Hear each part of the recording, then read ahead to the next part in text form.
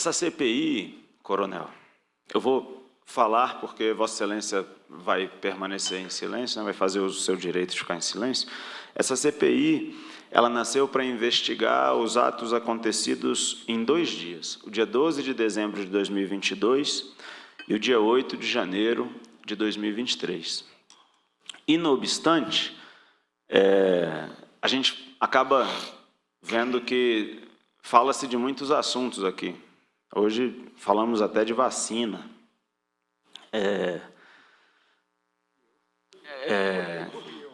Falamos de vacinas, falamos de assuntos diversos. E falamos desses assuntos normalmente porque, ideologicamente, uma ala da CPI quer atingir de maneira direta, frontal, e às vezes até com alguma violência argumentativa, o presidente Jair Bolsonaro, que presidiu o Brasil até 31 de dezembro de 22. É de se esperar que seja assim. O presidente Bolsonaro é o único líder político que existe no Brasil hoje que arrasta multidões por onde anda. Ele saiu da presidência e continua a exercer sobre a população brasileira a sua liderança. Então, apesar de tratar de outros assuntos, é só porque Bolsonaro continua sendo o centro do debate político. Vai completar 8 meses que ele não é mais presidente, mas ele continua no centro. A direita continua no centro do debate político, as nossas ideias, os nossos valores, os nossos princípios, e de alguma maneira o Bolsonaro personifica esses valores, esses princípios, e por isso apanha tanto. E quanto mais apanha, mais cresce.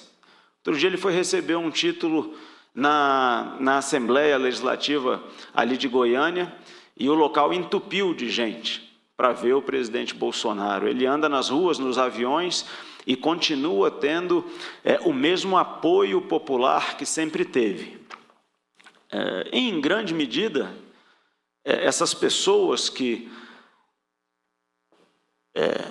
apoiam o presidente Bolsonaro, que viram o que aconteceu no Brasil durante 14 anos de governo petista, decidiram mudar e encontraram em Bolsonaro um representante daquilo que acreditam, em grande medida, essas pessoas têm dúvida quanto ao que aconteceu em 2022.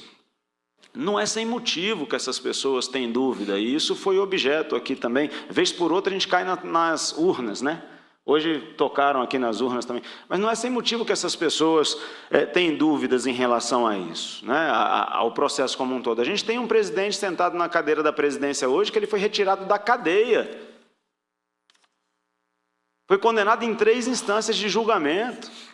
Foi condenado na 13ª Vara Federal de Curitiba por um monte de crime.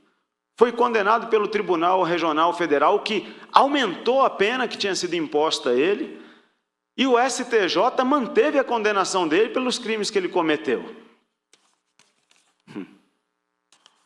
Então, é natural que a população olhe e fale, pô, tem alguma coisa errada, como é que esse cara foi tirado da cadeia, ele anda na rua, não tem apoio popular nenhum, como é que...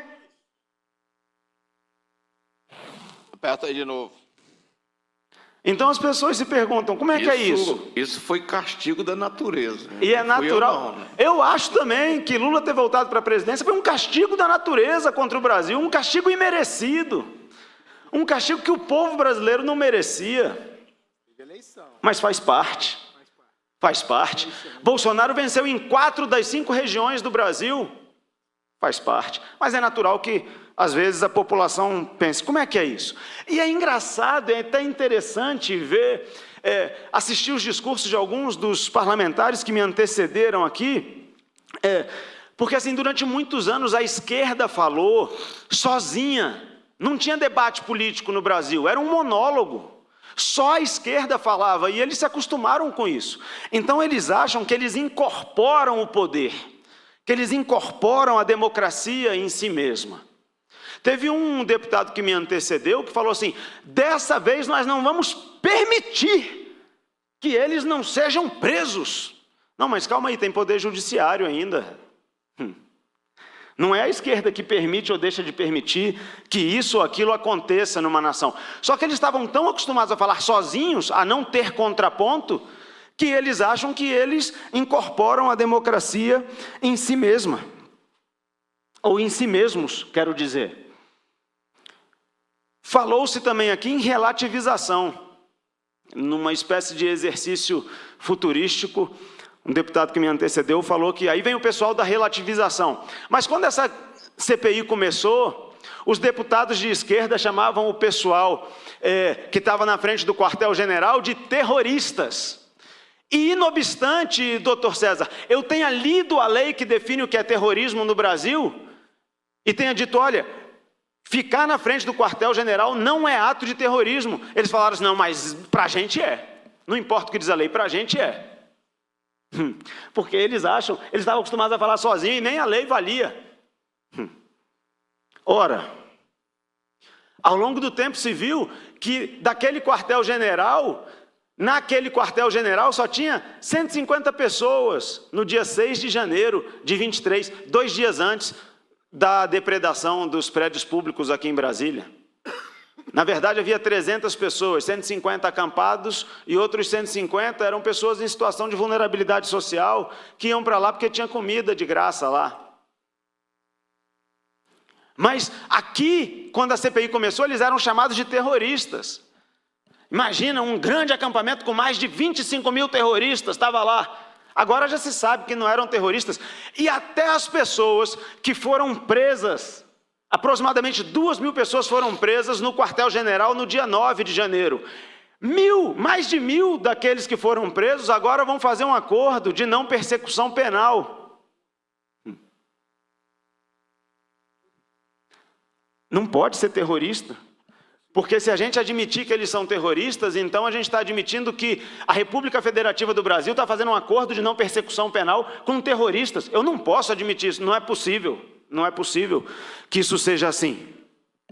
Então, o que se vê é que, na verdade, os discursos vão mudando conforme a realidade vai se apresentando, mas não são os discursos da direita. Os discursos dos parlamentares de direita sempre permaneceram os mesmos aqui. O que aconteceu é que, com o passar do tempo, verificou-se que os discursos desses deputados estavam corretos. E aí, o que mudou foi o discurso da outra ala. Ao se observar o flagrante comportamento inadequado, para dizer o mínimo e para não dizer criminoso, do general do Lula, aí precisamos mudar um pouquinho a discussão. Não, calma aí, a gente não pode focar no general Gonçalves Dias. Vamos colocar isso para outro canto, porque não dá. Senão chega muito perto do Palácio do Planalto, chega muito perto do Ministério da Justiça. A CPMI pede as câmeras. Não pode mostrar as câmeras. Uai, o que tem mostrar as câmeras do Ministério da Justiça? Qual é o problema de mostrar o que aconteceu lá no dia 8? Não se quer a verdade? Qual é o problema? Então nunca se relativizou nada aqui. Pelo contrário, sempre saiu da boca do deputado Daniel de Castro, da deputada Paula, do deputado Joaquim Roriz Neto, da minha boca, que quem cometeu crime tem que ser punido pelos crimes que cometeu. Mas nós entendemos que o Estado de Direito no Brasil adota o princípio da presunção da inocência, que vale para todos. Entendemos que as condutas precisam ser individualizadas, e precisam. Não existe esse negócio de crime coletivo. E agora está acontecendo. E a verdade está sendo posta diante de todos nós. Então, as condutas, não só daqueles que invadiram, mas das autoridades públicas que eventualmente se omitiram, elas têm que ser investigadas. E essas também precisam ser individualizadas. Não é possível que toda a cúpula da Polícia Militar do Distrito Federal seja culpada pelos atos do dia 8, e só a cúpula seja culpada, quando aqueles coronéis, ou muitos deles pelo menos, estavam lá em combate, foram feridos no dia 8. Será que só eles são responsáveis pelo que aconteceu? Acredito que não. Acredito que não. Se falou aqui também, um pouco antes de mim, sobre liberdade de expressão, e falou-se assim, a liberdade de expressão encontra limites. não encontra, não no texto constitucional. É livre a manifestação do pensamento, diz o artigo 5º brasileiro, vedado o anonimato. Você pode expressar tudo que você quiser, é vedado o anonimato. Se você causar danos a alguém, você responde pelos danos que você causou. Se você cometer crime ao falar, você responde pelos crimes que cometeu. Falou-se aqui também, e fala-se muito em tentativa de golpe, exaustivamente. Aliás, 1964 foi evocado aqui hoje, mais uma vez. Falou-se aqui de tentativa de golpe. Na verdade, é porque é o seguinte, sempre que a esquerda não está no poder, na cabeça de todo esquerdista, é golpe. É sempre assim. Então, impeachment da Dilma, golpe. O Temer, golpista. O Alckmin, golpista. Não, mas espera aí, agora ele é vice do Lula. Ah, é mesmo. E agora? Ah, não, mas ele falou que o Lula queria voltar para a cena do crime. E agora? Como é que a gente faz? Não, vamos relativizar. Não, relativizar a gente não pode, porque a gente fala que a direita que relativiza. Calma, como é que é isso tudo? Como é que funciona? Bolsonaro foi presidente durante 4 anos. Durante 4 anos foi tramado um golpe. Calma aí, o cara era presidente. Mas não pode, se não for da esquerda é golpe. Aí o Lula foi tirado da cadeia e foi alçado à presidência da República. Agora não é golpe, agora é democracia, senhores. Bem-vindos à democracia. Só que eles estavam acostumados a falar isso tudo sem ter um contraponto. Agora tem contraponto na Câmara Federal, no Senado Federal, na Câmara Legislativa, nas redes sociais. Às vezes, as redes sociais dão voz a esse contraponto, muitas vezes. Ah, tem mentira na rede social. Claro, tem mentira em tudo quanto é canto. Tem mentira no WhatsApp, é lógico que tem mentira no WhatsApp. Tem mentira em tudo quanto é canto. Mas por que querem impedir que as pessoas usem o WhatsApp e rede social? É porque a rede social e o WhatsApp deram voz a quem não tinha voz antes, a direita. A direita agora fala e é ouvida. Aí é golpe. Aí é golpe. É tudo uma grande tentativa de golpe. A situação é tão esdrúxula, para dizer o mínimo, que chegaram ao ponto de dizer que o artigo 142 da Constituição Federal é inconstitucional. O texto da Constituição Federal foi rotulado de inconstitucional, a sua literalidade. Ainda bem que nós ainda temos juristas no Brasil, como o ministro Ives Gandra, que é capaz de se expor, ou tem a coragem, na verdade, de se expor e dizer, não, calma aí, vocês estão brincando, que vocês vão dizer que a letra da Constituição é inconstitucional. Então agora tem um contraponto. Existem pessoas se contrapondo, e normalmente com argumentos mais robustos do que a esquerda. Porque a esquerda ela é boa de jargão. Ela usa jargões que são espécies de gatilhos cognitivos que travam o debate. Então, vou perder o debate com base nos fatos, nos argumentos e na razão. Eu preciso de um jargão. É golpe, é justiça social, é sei lá o quê. São jargões que são só gatilhos mentais que não param de pé diante dos fatos e de argumentos racionais. E o grande problema hoje em que eles se veem colocados é que os fatos e os argumentos racionais têm prevalecido. E eu espero que aqui nessa CPI os fatos e a racionalidade prevaleçam ao final de todo o trabalho que está sendo feito aqui. Coronel Cid, eu entendo Vossa Excelência preferir fazer uso do seu direito de ficar calado. Eu não gostaria jamais de estar na posição que o senhor está em razão do seu ofício.